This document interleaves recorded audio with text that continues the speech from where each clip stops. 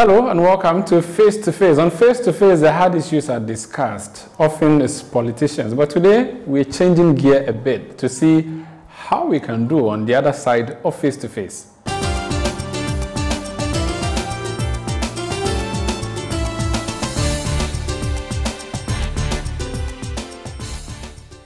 My guest on Face to Face today, his real name is Kwame Amatafa Chikata. That may mean nothing to you, except maybe the Chikata at the end, but that's not what we are focusing on.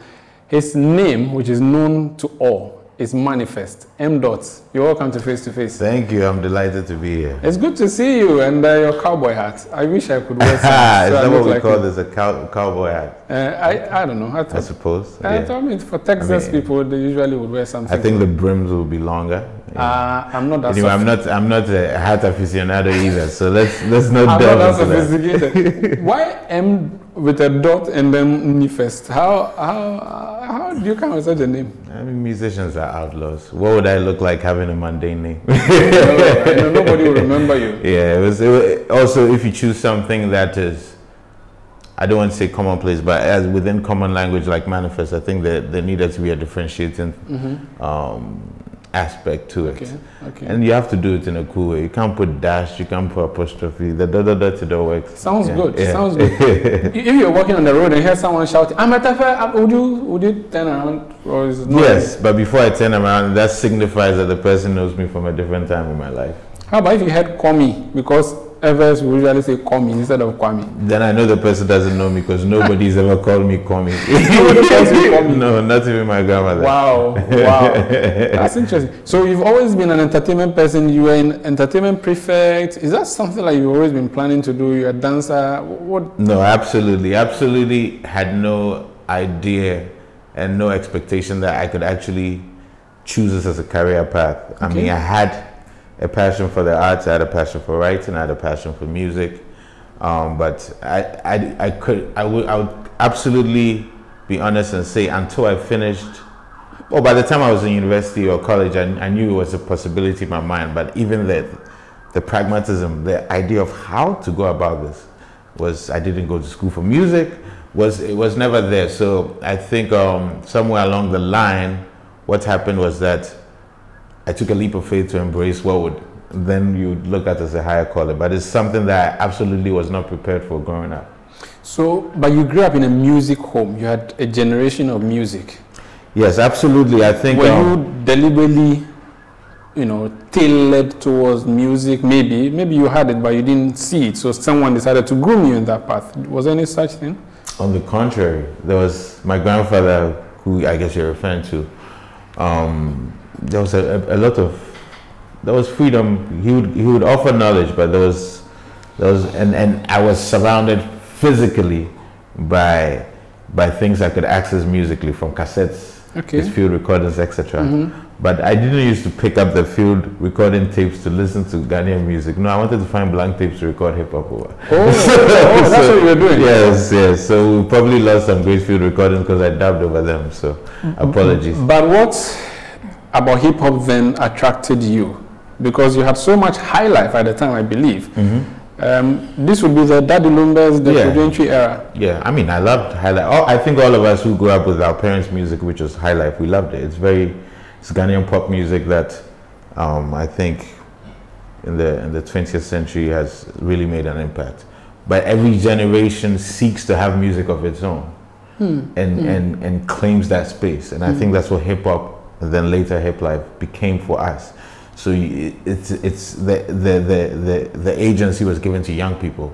Hip hop has always been dominated as a youthful voice. So as a younger person, the relation, if you think about some of the early hip hop groups growing up at that time, Crisscross, they were kids. The greats that we know, Nas put out his first major album at 19. So I think in a sense of accessibility, music that speaks the thoughts of the youth, no matter how foreign, would be more alluring. But I love music as a whole, so it wasn't just restricted to loving hip hop. But do you remember which of the hip hop artists maybe drew you into the culture more? And it could even be a local hip hop person here in Ghana.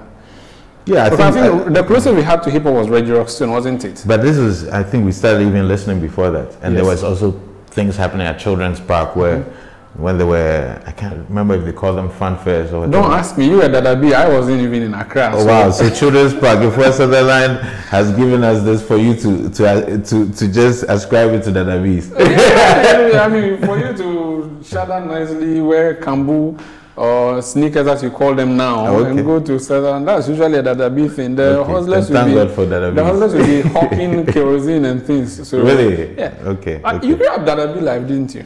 Absolutely, a life of privilege I accept. Thank you, thank you. If I'm going on a road trip, say I'm driving to Keta or Takrady or Kumasi, I would like to slot in a Kandabongo man or a Lucky Dube. What do you slot in? I could slot in those, Manu Dibango or Lucky Dube. Okay.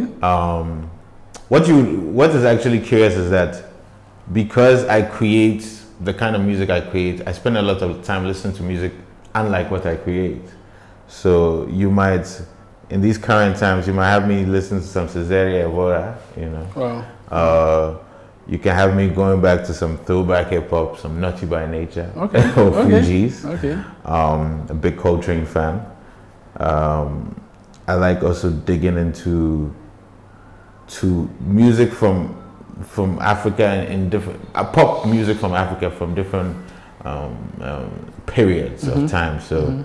I mean, I have a fascination with Fuji music from Nigeria currently as well. Because, so yeah, it depends on how and when you catch me. If it's party time, I'll be listening to some very recent stuff. Yeah. In Ghanaian, so if you wanted to just listen to a Ghanaian artist while driving on an hour or two journey, road trip, which one would it be?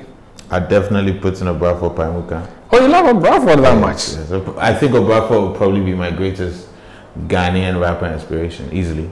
I think so too. Me too. That makes the two of us. Yeah, Paimuka is solid. I love OBROFOUR. Yeah, I mean. And you did a collab. Is that what you call collaboration with him? Yes. How was that like working with someone? It was surreal. I think it was surreal because as much as you become a creator, you don't undo the past. So you never unlive the admiration and sort of how that music helped you grow up as a human being.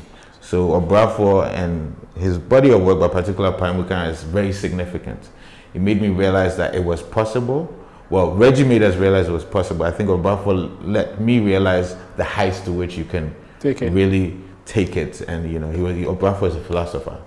I mean, I think anybody who listens to him knows that. That's true. And I think as a person who is a creative and not just interested in entertainment, but just creativity having a greater significance, I think somebody like OBROFOUR represented that listening to Paimuka. Recently, I think he marked the 20th anniversary of Paimuka. That's on his personal level. As a country or as a state that may be interested in pushing tourism, do you think there was something we could have deliberately done about OBROFOUR? Considering that, I mean, Reggie may have been the guy who introduced it, but I definitely think OBROFOUR made it popular for me. Do you think there's something we could have done to celebrate him more, perhaps to keep him up there, or to even keep that whole thing called hip life up there? Well, number one, well, two things. Let me correct you, not correct you, but I think we should also always realize that all of them play their roles. Yeah. So we're not going to pit Reggie and OBROFOUR. No, that's why I give everybody a deal. That's why I said Reggie definitely brought it. I don't know. I'm not even going to be interested in this debate. They're all there. But you have your own preferences. Okay, cool. Just to clear that. That's my preference. As a representative of the music culture and terrain, I can't sit here and not make certain corrections. That's good. But you also allow me to have my opinions. You can. Thank you so much. So I can rebuttal is clearly possible as well. I appreciate it. Okay. I appreciate it. So I do think, I agree with you. I think more could have been done and more could be done. There were private individuals that helped to celebrate it, and he himself took it upon himself to really do shows in different places. I did the Kumasi show with him as well. There was a documentary that was made, but more could be done. But it also goes to show that as a people, our understanding of documenting history in a more present sense has to be, we have to take it more seriously. And that appreciation helps to shape our appreciation and understanding of us as a people, you know, because he's a living testament of of something that's still very alive and very present today. And that time capsule being Paramuka, being celebrated, is significant to actually let people start maybe investigating the music. How do we get there, etc. So yeah, more can always be done. Yeah. There is a view that Nigerian music sells more because they sing it in English. Now, do you think if OBROFOUR did what he did in English, he would have gone beyond the boundaries of Ghana? I know people may listen to him across the continent, but do you think he would have gone further if he was doing it in English? What do you think about that mix? Well, I think the premise is false. Okay. Music is a language on its own. Obviously, when people understand you, what you're saying, there might be an immediate connection, but it's not a requirement. The musical connection language is the requirement. The bigger problem becomes, it's a marketing problem, not a creating problem. Okay. You know, a friend of mine always said, you know, who's successful, the creator or the marketer? I think maybe that's part of what is the difference between us and some of our compatriots in other African countries.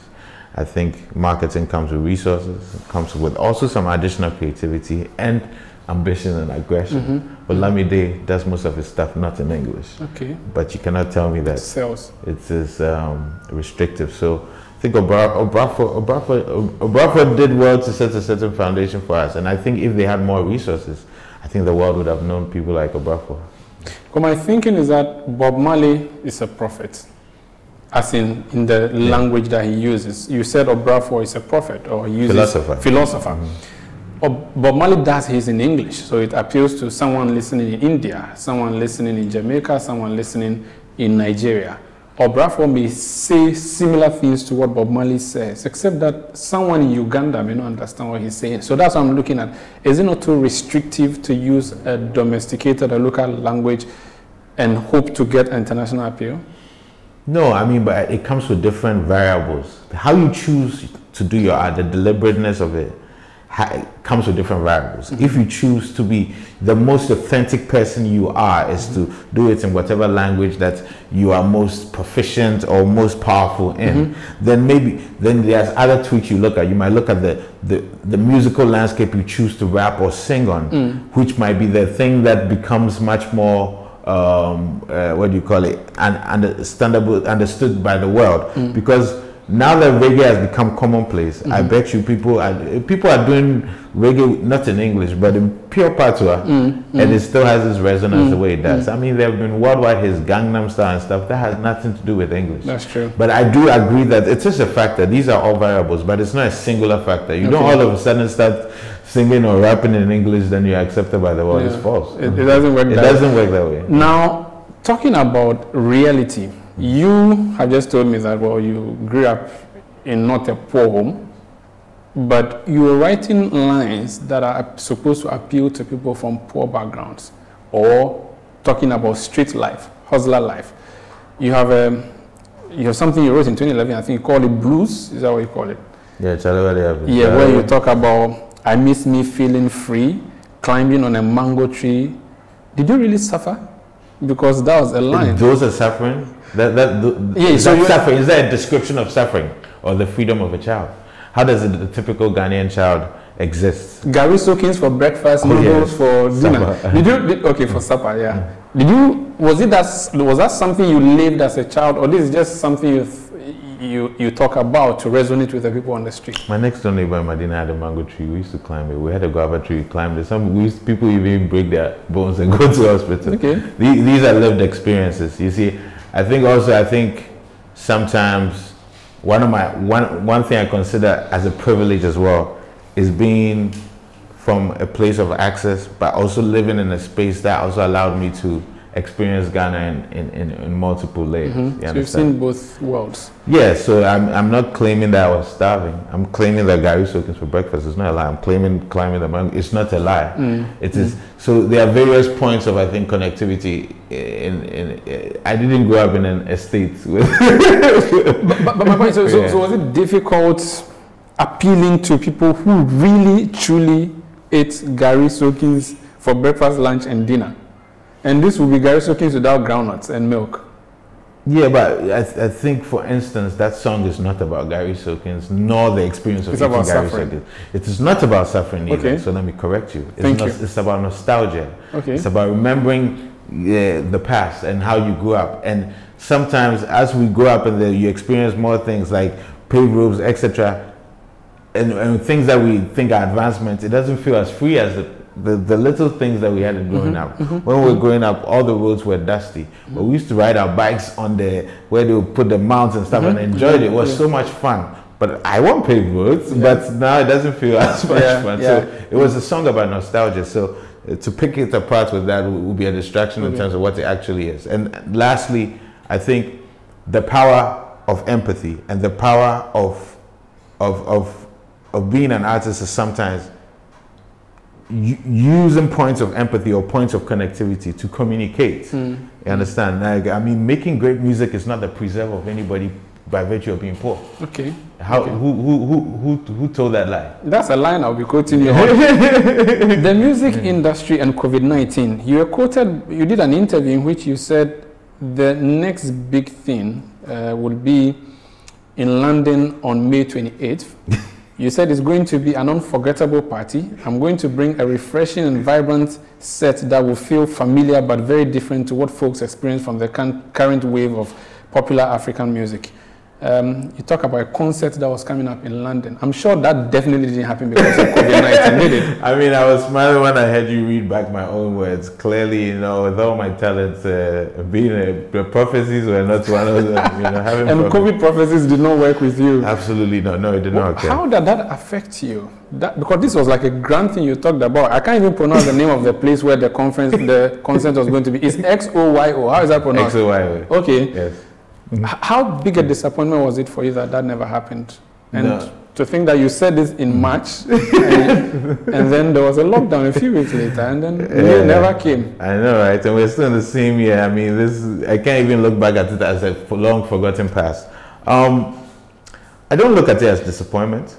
I think I've been around long enough to know that I have to adapt to challenges. I think I was quick to really reconfigure my mind, not to focus on what are missed opportunities, but to focus on what can be done. Because this was being faced by everybody in the world. I mean, what kind of selfish person would I be to be sitting there moaning and groaning about an individual disappointment? No, there's something going on that's larger than me. I have to, when you do those kind of things, it helps you reconfigure quickly, and that's what I did. So I'm not out here crying over spilt milk, not in the least. Yeah. But you lost money. But I'm still alive. but you may have lost a gallon or two of petrol. I mean, I have so much of my life to live. Because I believe, aside the money, there's more that you are going to get from a concert like that. And I'm sure you had several other things planned. And I'm sure it's really a big deal. Reading these quotes, it was really a big deal for you. Yes. And I'm sure you're not the only one who's disappointed. Several other people, not disappointed, you don't want to use that word, but so many other people may have had big plans. It pains us. It pains me. I mean, if that's what you want me to admit. Just admit it. Because you're trying very hard. It pains you, but I know go cry. Yeah, no. Have you costed COVID-19, as in how it has affected you? Have you costed it in, say, monetary terms, if you like? No, not yet, because I still have a couple of moves to make this year. And I think we have to create some opportunities out of these disappointments and problems. And they are still, so I haven't costed it out. I just definitely know the stream of income has been, especially from the shows, we know is 0 to none. It's going to expose sort of how fractured the structure is that supports Ghanaian musicians, because most people are primarily making money from shows. So can you imagine a lot of artists, no matter how much they're buzzing, especially younger artists, can you imagine what this period has been for them? So, I mean, I think I haven't costed it out, but it's been quite costly.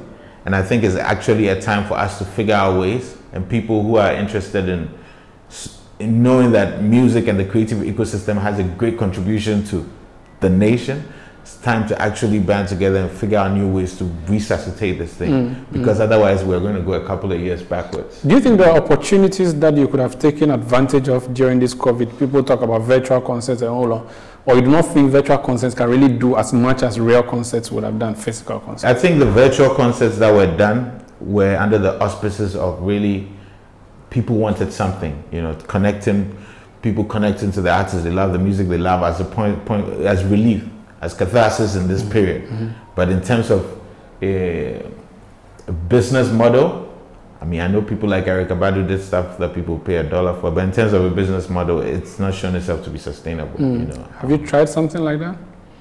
Not a paying thing, but I was involved with a couple of virtual concerts. MTV Bases Africa Day, I was one of the artists. Excuse me, I did that. I did one YouTube stay-at-home series. I think I've done at least 3 of them. I mean, these are of a minor scale, but I don't think in Ghana, look, it's going to be an interesting business problem to solve if we really are going to say, let's say for the rest of the year, the thing that can earn people money is virtual concerts, because people's willingness to even use their data to watch a YouTube video instead of just let somebody else download and send it to them. That's one thing already. Just even so the use of the economy of things. Yeah. So I mean, in the digital space, there's a lot of opportunity for growth, but this is also certainly challenge people in the creative ecosystem to think of new ways to really power through and make revenue. Yeah. This is Face to Face on Citi TV. My name is Umaru Sanda Amadu. My guest is a Medina boy, studied economics, decided to do rap. I don't know how he chose all of that, and he's working with it perfectly well so far. When we come back, we'll talk more about COVID and how the impact is on the art industry or the music and entertainment industry. But we'll also talk about politics. I'm sure when you heard me mention his name, there's a Chikata in there somewhere, and Chikata is significant in the courts and in politics. Is he going to be a lawyer next, a politician? If he's given the job as Minister for Tourism, will he take it? This is Face to Face. Don't go away. My interview with M.anifest returns shortly.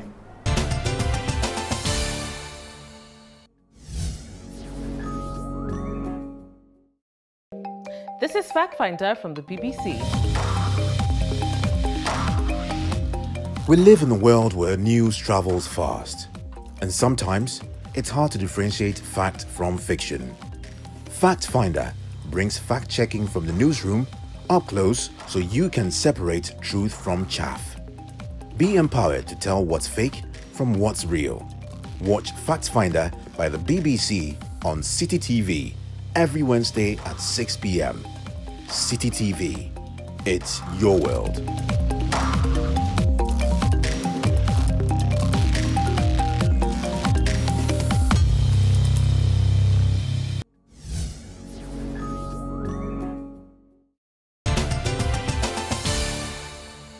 You're welcome back to Face to Face. My name is Umaru Sanda Amadu. My guest, M.anifest, M. How many dots are there in there? The dot. So 4 dots with a T. Yeah. That's an So my guest is M. but his real name is Kwame Ametefe Chikata. Are you an Nkrumahist? You somewhere in 2012 wrote, Africa is now. Are you an Nkrumahist? In 2012? Yeah. Wow, that's 8 years ago. The internet never forgets. I know. I definitely am a keen follower, admirer, and appreciator of what Nkrumah did, his ideologies, and his visionary status. I don't know if, to say, I guess I subscribe to a lot of the Pan-African ideals and the sort of the progressive ideals that he said. I mean, I don't know whether Nkrumah means, thinking of it politically, but I guess that's how I see it. I definitely am a pro-Nkrumah person. Yeah. Is that why you're in the US and wearing African clothing and using Akan language in your rap lines? Was that all part of the Pan-African thing? Or? That is such a strange question. Because nobody questions Japanese person for wearing Japanese clothes. I know, I'm just so there are Pan-Africanists who are Pan-African in outlook, in their costume and all of that. I'm just asking if that's what you're trying to represent yourself even though you're not here, you're not in Africa? No, I think there's a normal. I don't think you have to assimilate anywhere you go. I think that there has to be a normalization of the fact that if today I'm wearing a suit or tomorrow I'm wearing, you know, a batakari, there's nothing uncommon about that, or it doesn't have to be deliberate. The problem is that now we think it's Friday wear, so anybody who normalizes it is seen as Afrocentric. I don't even mind that. But yeah, I mean, we've seen Nkrumah in suits. We saw him in batakaris. We saw him in different things. So it's a deliberateness to not to say that we're not inferior. The outlook, but that is on the surface. That's superficial. You can wear African print and have an afro and still be the least progressive person in life. That is true. It's just, I think it's more than symbolic, because people's identity helps them imagine who they are, what they subscribe to.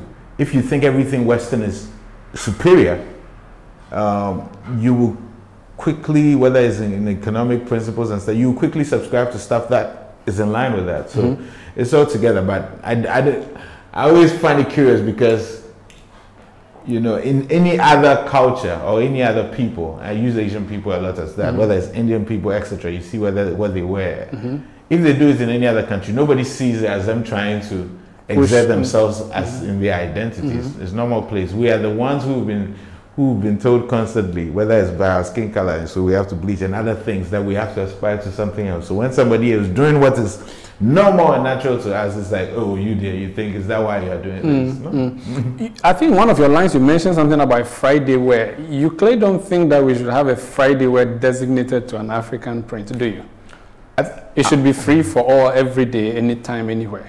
I mean, I don't have a prescription, but I definitely know that the motivation was good, and it probably increased people desiring, you know, to, I guess, wear made in Ghana. It doesn't have to be print. You know, there's a Ghanaian, oh well, it's a Nigerian in Ghana, but there's an African who made this. For me. I mean, there's designers, there's so many creative. Fashion is quite forward. There's so many creative young people. It's like music. Yeah. It's like we don't have to make the music of our parents, but we can still make Ghanaian music of today. Yeah. So the same thing with fashion and how our outlook to that. A wonderful tie. You're wearing a tie. Yeah. But it's Ghana made. I was going to say that you were not going to acknowledge my African print tie. No, I mean, why should I? I mean, the material is probably from China anyway.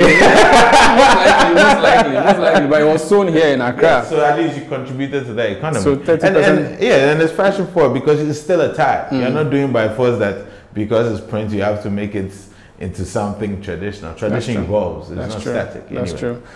What do you think Ghana has missed about Nkrumah, so that if Nkrumah were still around, do you think we'll be where we are? I mean, I can't tell, but definitely if I'm just to use history as a marker, I'll say that there was a lot more achieved in that time. There was a lot more understanding of a national agenda, even though some will argue that, okay, he made CPP the de facto, the de facto whatever, but I think there was an understanding of that development and that kind of understanding. I think partisanship has really hurt us over the years, in which the idea of a national agenda, development agenda, and us disagreeing on many different things, but having a goal, you know, whether it's capitalist, socialist, whatever. Even though I think, you know, capitalism in itself is trying to is basically, you know, a few people trying to take advantage of a lot of people, because, you know, you what do you call it? You buy low and you sell high. So if I can pay you 2 cedis to interview me, and then I can take the content and sell it for 2,000 cedis, why would I pay you more than, anyway? That's true. We'll get to the capitalist socialist. I'll raise it later in the interview. But what do you think is a national agenda? So you move around. You call yourself the Medina boy. I'm sure you move. I call myself that. That is false. I identify myself with where I grew up. Okay. But I don't. I'm saying you are a Medina boy. Is that fair? It's fair. Oh, when you move around Medina, when you see Medina Zongo, you see the people there. You drive through Nima, you drive through Circles, and all these. When you see people, and you think of the national agenda, clearly we are not going there. We are not on. I mean, the agenda has not been seen. As in, we've not realized the agenda we're looking for. what do you think should be done? You've talked about non-partisanship, but of course there have to be politicians in there to run government. But what is the key thing you want to see that you're not seeing? And how do you think we can get there? How can we have the national agenda realized? Wow, it's wonderful to ask a musician to solve Ghana's because you're Pan-African, so absolutely, no. and you're forward-looking. No, it's absolutely, and even as a citizen, I'll have my opinions. It's not because I'm an expert. I'm not speaking as an expert, but I think everywhere in the world, and especially in the so-called third world, you can see certain basic things that we try and we're talking about access to education, good education for a majority of people. We're talking about things like basic sanitation, you know, gutters, etc. You're talking about healthcare. You're talking about other things that improve the quality of life for a lot of people. And I think sometimes what tends to happen is that we focus on parochial interests, and the things that will improve the quality of life for the working class or the masses of people, that doesn't happen. Some of the basic things I'm mentioning, you understand? So the things that affect everybody. I mean, you can get into the nuances of what policies do what, etc., whether it's in agriculture, what we have to do we have to do subsidies, etc. You can get into all that, but that's not what I'm speaking about. I'm talking about a broader understanding of what are the things we need to address. I think we can all come to agreements about that. If I talk about sanitation, you and I can agree about what some of the things we need to fix, whether it's in urban planning, in these gutters, etc. The last time I was on Twitter talking about how I personally, I'm not eating wache near the gutter because I don't think, I haven't romanticized it as this thing and the smell helps. You don't think it's good enough as people claim it? No, I mean. Well, I can say to you that it is, but let's proceed. Okay, okay, then maybe in that sense we can disagree about what sanitation means. But I think some of these things. Actually, it means nothing really. I mean, I think it's how it's cooked, not where it's being sold, that matters. Yes, so you even if there's germs and after COVID, aren't you? No, I'm saying that I think I agree with you. But we don't know where it's cooked. So it's not about where it's being sold. If it's good wache, it's good wache. Yeah. My wife does good wache, and she doesn't cook it by the gutter, and she doesn't sell it there, but it really tastes good.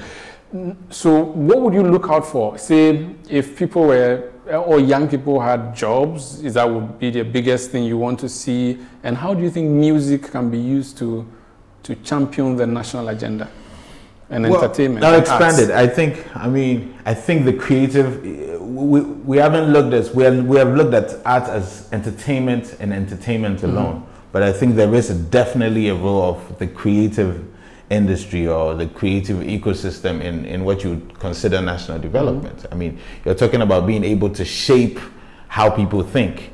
You know, I'll give a small example that I have used before, that music, for instance, has a way of either normalizing something bad or ostracizing it, you know. So I'll give two quick examples. One would be normalizing colorism and saying me brony, and next thing you know, everybody understands that lighter is better implicitly. Or the other thing would be, let's say, a Miss Bell doing an RB 16 years, in which trying to give agency to young girls to fight away predators. So there is this power to be able to do that. It doesn't even have to be conscious music, but you can actually shape cultural identity and how we think about ourselves, whether it's with print, etc.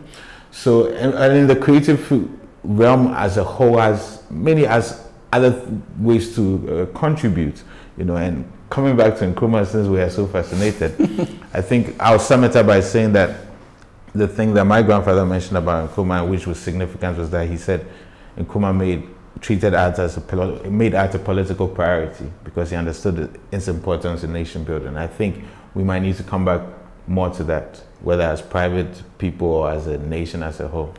If you were given the job as Minister for Tourism I wouldn't and Creative, take it. Why? you want us to get somewhere. You have a private responsibility or personal responsibility to help develop the country.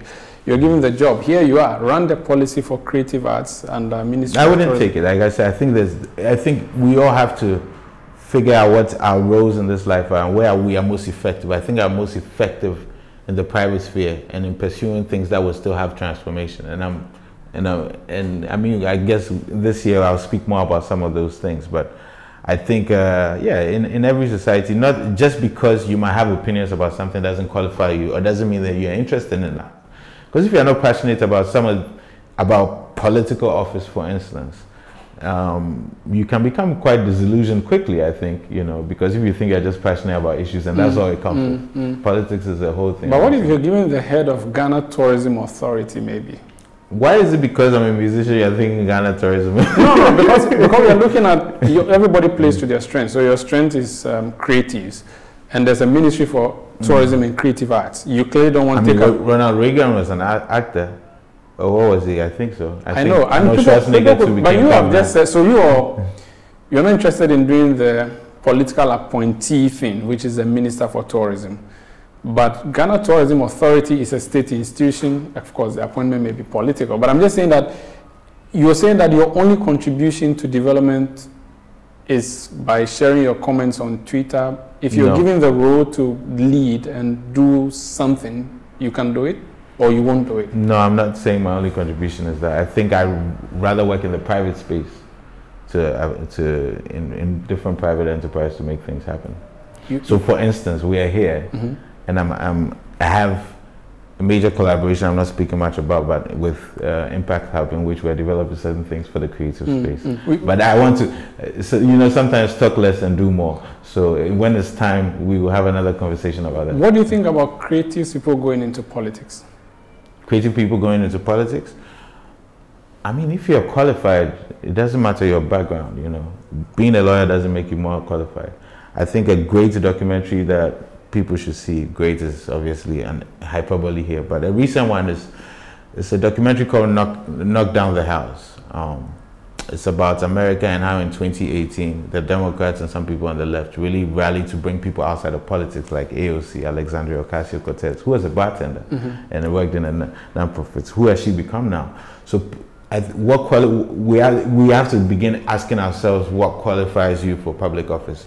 Is it about how astute you are, how your integrity, your principles, how hardworking and diligent you are, how you're able to solve problems, or is it about a degree that you hold? So I don't think it's restricted to just creative. So somebody can be a teacher and be more qualified to become not even just Minister of Education, but something else. Something bigger. Yes. Will you be a politician ever? No.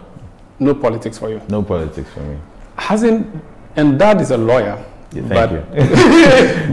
but he's a lawyer in the political space. Okay. That has no influence you in any way.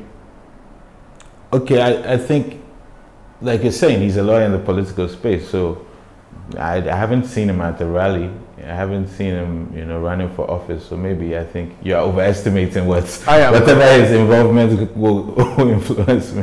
That has no influence. So there's not been any conversation around you going to politics? Not at all. I think I have, as the person I am, and my curiosity and my intrigue about the world and interest in us pushing forward. I'm definitely interested in stuff that goes on, but I don't see my role as running for office, no. But you like socialism better than capitalism? I think we moved past that argument. Those were Cold War argument days. I think these times it's about taking the best from different ideas. Even Nkrumah, I think, was playing all different both parts ways, of it. yeah, so we, as Africans, you said we move forward. We don't face east or west. We face forward. Thank you very much. I think, and as Africans, I think the bigger challenge is to really not always adopt systems that don't easily just function the way, but to really use the mistakes of others to really see how we can shape our democracy or whatever systems we have in better ways. So I'm not interested in sort of socialism or capitalism as a self-identifier, you know. Entertainment people, you have a lot of following, and some of them use their following or sway their following or even advise their following to join one political party or another. Is that something you would do? No. You would not invite your followers to vote for any party in this coming election? I think partisanship is really a red herring from the idea of talking about development and national agenda. Okay. So if you are Kotoko and I'm Hart, we are still both black stars, aren't we? Yeah. So I think in that sense, when we are able to do that in sports, we should be able to do that in politics. You don't always have to, your civic engagement doesn't always have to do with selecting or choosing a political party. Because how many are we talking more about the issues, quote and unquote, or what it is that people are bringing to the table, So you not ask them to vote for any of the leaders. So let's leave parties out. There are so many leaders who want to be the leaders of this country. Do you have you made a decision on who you think should lead Ghana, say from January next year? And is that something you're willing to ask other people to join you, or you keep it to your head and go cast your ballot and move home? I think what is more important to me, my interest now in using the example of the documentary I mentioned, is how we may be going to be more engaged in local politics, like parliamentarians and etc., which are very significant to people in their locality. And how many are there going to be more young people getting into politics and in governance, because that's more important to me. So it's like young people who I can trust. Often enough I meet some friends and I ask, which of the people who went to UPS, University Primary, is anybody running for office, etc.? And more often than not, I'm not hearing that. And it's a bit disappointing because I think, more young people need to be determining the future, not older people who are closer to. I recently interviewed retired General Nunu Mensah, and he said something to the effect that young people are appointed into government, young people who do not have experience. You are more tilted towards wanting young people involved in the development. But often we are told that these young people do not have the needed experience. How do you balance the two? Where do you get experience from if you don't do the work? By understanding older people, and that's the idea he gave me. If we look at historically where changes mostly come from, it's come from younger people, How old was Nkrumah when he was president? I mean, when we look at Amilcar Cabral, we look at African revolutionaries, Sankara, we look at everywhere in the world.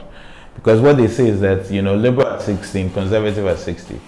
The older you get, the less even energy that you have for, aggressive change or radical change. Let me not say aggressive change. And I think, young people have a lot to lose and to gain in a lot of policies and other things that are instituted, because you're going to inherit that life. So lots of young people have to be involved. And this is not just a Ghana thing, it's a global thing, and it's beginning to change in other places, and I hope we learn that as well. Yeah. This is Face to Face on Citi TV. M.anifest is my guest. We've been having a conversation around his career and all of that, but there's one thing that matters in the entertainment industry. It's called beef. It has nothing to do with the meat produced by cattle. We'll talk about the beef in the music industry when we come back. Don't go away.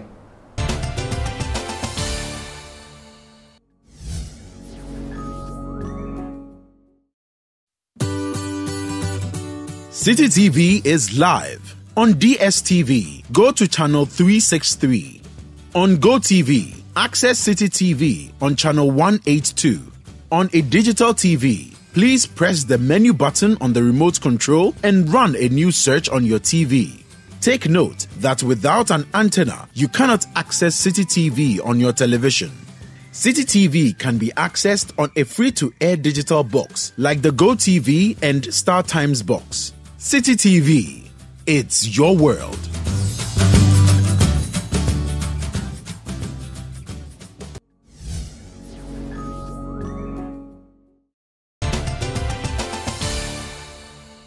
You're welcome back to Face to Face. Umaru Sanda Amadu is my name. Citi TV is the station you're watching. My guest is M.anifest. Who is your favorite dancehall artist? My favorite dancehall artist. I think I should bring it. Ghana. Ghana. I can't say I have a favorite, but I think some of the most obvious people are definitely. Okay. I lots of respect for all the top ones, all of them. I know what to do. Stonebwoy or Shatawale? In what aspect? Which one do you like most? As a person, as a musician. As M.anifest. Is it? As M.anifest. As M.anifest, I like both of them. Good, they both have their different strengths. Stonebwoy is very melodic. Shatta just has a certain je ne sais quoi, and I think he's also the man of the moment now. So big up yourself. SM for life. I was going to ask you what you make of that collaboration and what it means to the industry. I mean, I think it shows that you can be yourself, and pop stars in the world will be interested. It's good that it creates noise, hype, and opportunity for also a myriad of creatives that worked on the video and stuff. But it also should remind us that we should see that we too are somebody, and that there's way much more to do. Let's not. I mean, it's a good thing for Shatta, but it's a good thing for Beyonce too that she worked with Shatta. She benefited. Yeah. We shouldn't think it's just. No, of course. We should also see that we are valuable, and we have to see ourselves that way. We absolutely have to see ourselves. There's monkeys play by their sizes to a certain degree in every aspect of life. So she knew the value of what she was going. She just didn't do it to do Shatta a favor. You think? Of course she was definitely going to benefit so much. It's not benefit. I mean, mutual respect and also amongst artists means that you think this thing that you're doing works. The song itself, I think, speaks for itself. That people really like it. So ultimately that's the goal. You have dodged my question on whether you like Stonebwoy or Shatta. You have found a way of answering it. I have the next question, which was going to be, who is your best rapper in Ghana? But in 2017, January, you had said in Ghana there are only two rappers, M.anifest and the rest. So I will not ask you who's your best rapper. Absolutely. But when I just to clarify, when I say that, I always exclude those who came before me, because OBROFOUR is the greatest of all time. Those ones before me, I can't even put the people who raise you up in this thing. You can't put yourself on a pedestal against them. So those who came after you, none. Those who came after them, nobody. You be the number one. Yeah, but today is not a day to, they say self-praise is no praise. I know, but when I am doing my thing, the goal is to reach that bar of excellence that's like at the top of the apex of the pinnacle of this art form. And I know that I've put in a lot of work and I constantly strive for that level of excellence. So in my mind, especially when these quotes you're saying, they're not interview quotes, they're song quotes. It's from Keep Shining. I'm like, no, they hear me to impress or beat on my chest. Only two rappers in Ghana, M.anifest and the rest. That's the approach I go into. But of course, you have to do that, which is part of your. Yeah, but I don't just do that. It's convincing. If you're not that good, it won't be that convincing. Okay. Everybody does it. Okay. But that's part of it. So that's my approach, and that mind state. I really feel that way when I am creating. But most of the creation is not about braggadocio. But we need that to give the people. The beef you had with Sarkodie, was that, did the two of you, either exchange WhatsApp messages or met at a place and decided, Charlie, let me do a song and do this thing against you, then you do another one, then people will get us. Not at all. Never. It was never planned. So people thought it was a planned beef. It was not planned. Nope. So what was it about? God MC?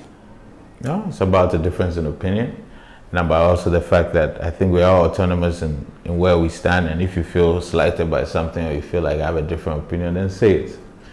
It's cool. I mean, it happens in other fields where people disagree and they can say what they say. So it's nothing different with music, and it becomes a competitive rivalry it becomes like sports. It helps everybody get better. So is this healthy, you think? It could get crazy sometimes, especially for your fans. Yeah, I think it's healthy, but I think sometimes it's misguided, because sometimes people are constantly trying to court attention by finding ways to just be nasty or rude to other people. When it's not authentic, when you don't actually have an issue and you're always drumming up controversy, I think sometimes that's why it's confusing. It's like you're just trying to stay in the news by quote unquote beefing. But I have no problem with competitive rivalry in general, because I think we like it in sports, we like it in other places. There's no reason why in music it should be any different. Upon hindsight, what happened with Sarkodie yourself?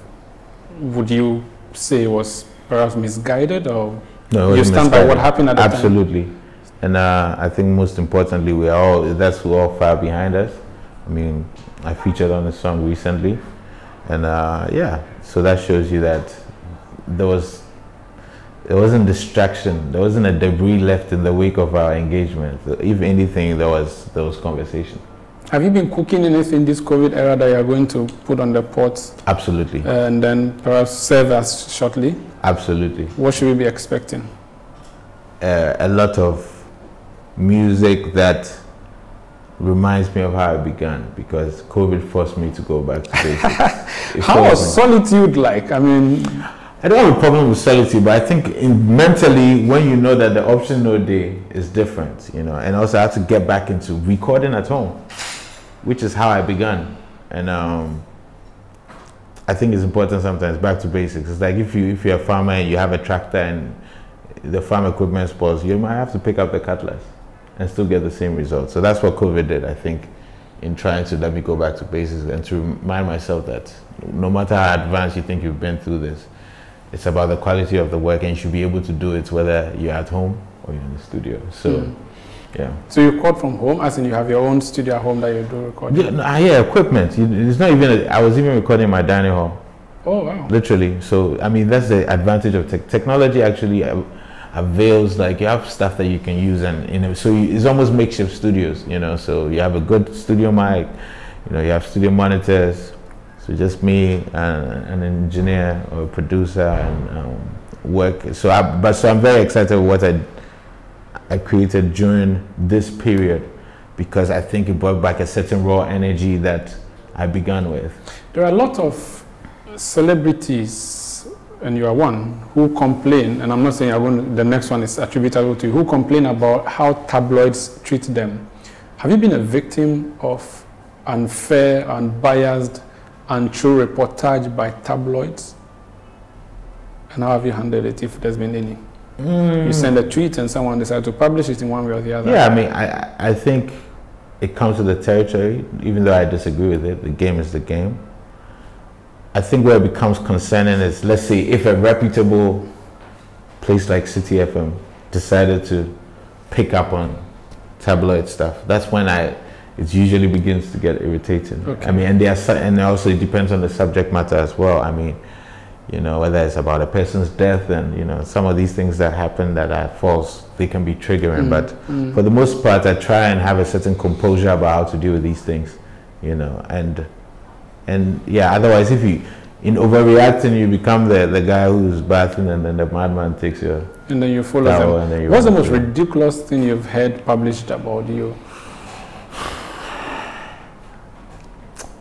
I mean, I probably won't repeat it to give it legs, but at least let me find something that is worth debunking. Okay. I think I once saw an article that was based on my tweets I put out concerning our approach when there's crime and Nigerians, because, and it's the Nigerians doing the crime.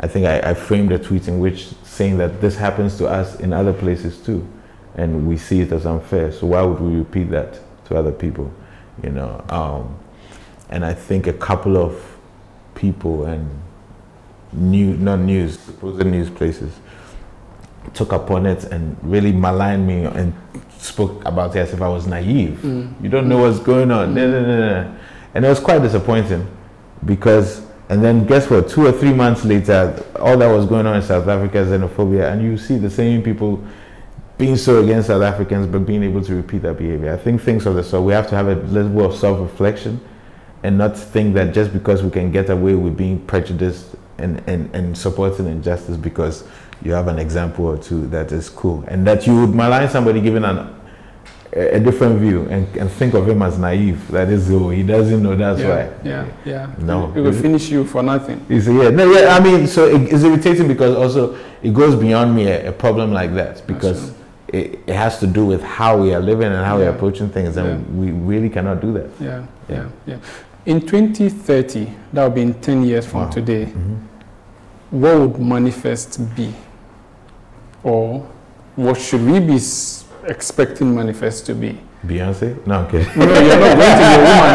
You're not going to be a woman, so yeah. What are your aspirations? Essentially, that's what I'm saying. So that in 10 years' time, I mean, because 2010, we remember where you were in 2010. You've definitely moved miles away. In 2030, yeah, I hope the universe make sure that my transformation in the next 10 years is way exceeds what has happened in the last 10 years, and that my contributions become more. I hope that the successes that I have are not just individual and personal ones. I hope I'm able to make a lot of global moves that also then reflect back into some of the work I'm doing. Who do you want to feature? Oh, when I wasn't even talking about featuring. I know. I'm just also asking that. before you stop music, who would you want to? I mean, you've played with OBROFOUR. Now you're down, and there's some satisfaction for you. I absolutely need to do something with Amazu, but I think it's long overdue. On the local side, I've done some stuff with the Butela, but I haven't done some stuff with some legendary people. I could see Japan too. I've been thinking about. Any American rapper you want to do something with? Oh, absolutely. There's many different ones. So I think one that you want to do something. One. Yeah, definitely. Want to do if you let either Kendrick or Cole or Drake bring themselves, we can make something happen. You make yourself available. Yeah. Which local, continental awards are you looking at, and international awards are you looking at getting at all costs before you quit music? I think one thing I realized, especially when I came back to Ghana, is my focus has to be on the work. The accolades are the things that come from the work. It's not within my control, neither should it be what drives me. Artist of the Year? None of these things drive me. It's the work. If I excel, as I hope I think I do, otherwise I wouldn't be Absa brand ambassador. Shout out to Absa. Yeah. But then the story would never be he didn't win this award. The story would be like, it's so ridiculous. But Marley didn't win. Why didn't he win? Because he deserves it. So the work has to be the one to speak. The work, the legacy, that's what leads you. That's the reputation. That's what you leave behind. So that when I'm gone a century, when they're talking about you and I as our work, and I hope that's what I do. M. Thank you for being on FaceToFace. Thank you for having me. It was an honor. Yeah. And that'll be it for our show today. My name is Umaru Sanda Amadu. We'll be back next week with another exciting edition on FaceToFace on the Citi TV. It's your world. Don't go anywhere.